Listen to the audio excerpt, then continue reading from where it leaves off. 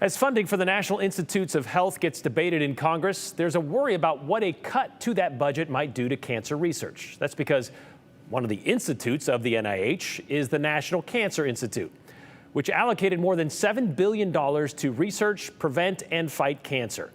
So any cuts to that would certainly impact any ground gained on America's second leading cause of death.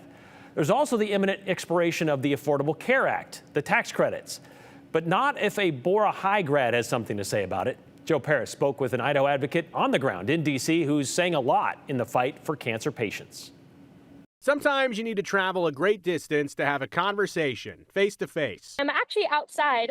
We are having a gathering and kind of like getting excited and talking about why we're here today and hearing from some of the Congress women and men about their experiences with cancer. This conversation needed in Washington, D.C. Outside the Capitol. So the Capitol's right there. Anita Sloan from Boise represents Idaho as a part of the American Cancer Society Cancer Action Network. We're here to ask three issues. One is that we are asking for increases and protection of cancer research funding.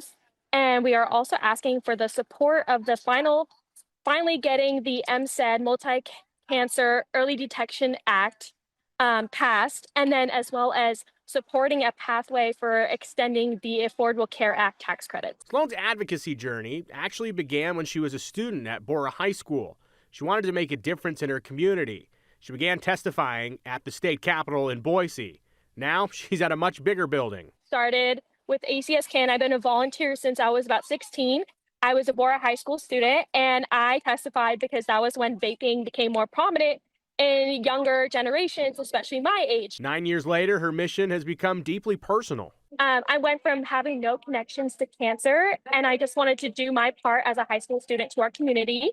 And fast forward 9 years later, I have multiple family members who have been diagnosed with cancer. I have many friends who have had lost parents or are dealing with family members currently fighting cancers. Yeah, it is personal. Yeah. She explains the stakes are high for Idaho. About 11,000 people in the Gem State are expected to be diagnosed with cancer this year.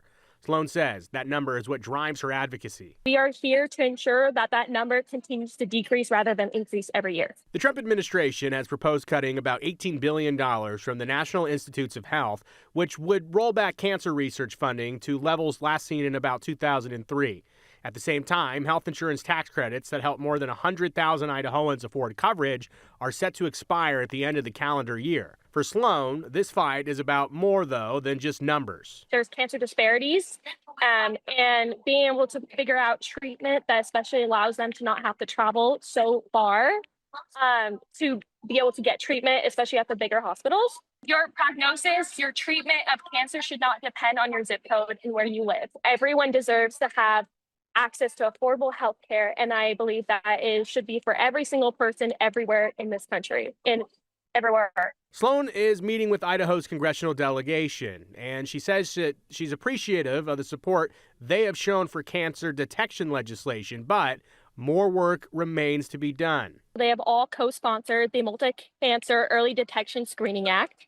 So we are here to thank them. The bipartisan Medicare Multi-Cancer Early Detection Screening Coverage Act, MCED, it would help Medicare cover new blood tests that can screen for multiple cancers simultaneously once they get their FDA approval. It's demonstrated clinical benefit, and Idaho Senator Mike Crapo is a lead sponsor. We are also here to ask for those cancer research funding and then ask for the Affordable Care Act tax credits.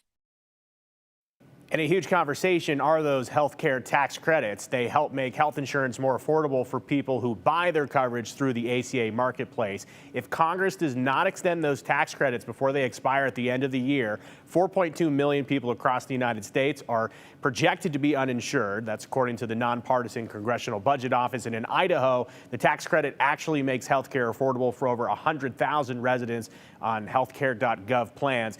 Brian, Congress has until September 30th to pass the new federal budget, and new this afternoon there was talks of adding more funding in terms of protection for certain members of the government in Washington, D.C. However, Democrats pushing for things like renewed, credits for the ACA plans have not made it into the budget proposal. So in a few weeks, September 30th, there could be a potential government shutdown looming. Right. Supporters of the ACA credits this afternoon have said that they are going to play hardball on this. And this is something that is very personal for people like Anita, who went out to D.C. We've heard from the congressional delegation before how they like certain things about a bill but had to vote against it because they didn't like the overall throwing the baby out with the bathwater kind of thing. Could that be this case here? It possibly could be, and this does tie back to the big, beautiful bill. I will say, though, as he mentioned in that story, Idaho Senator Mike Crapo, the sponsor on that MSED Act. We're hoping to hear from him later this week about his support for that initiative. All right, looking forward to that. Thanks, Joe.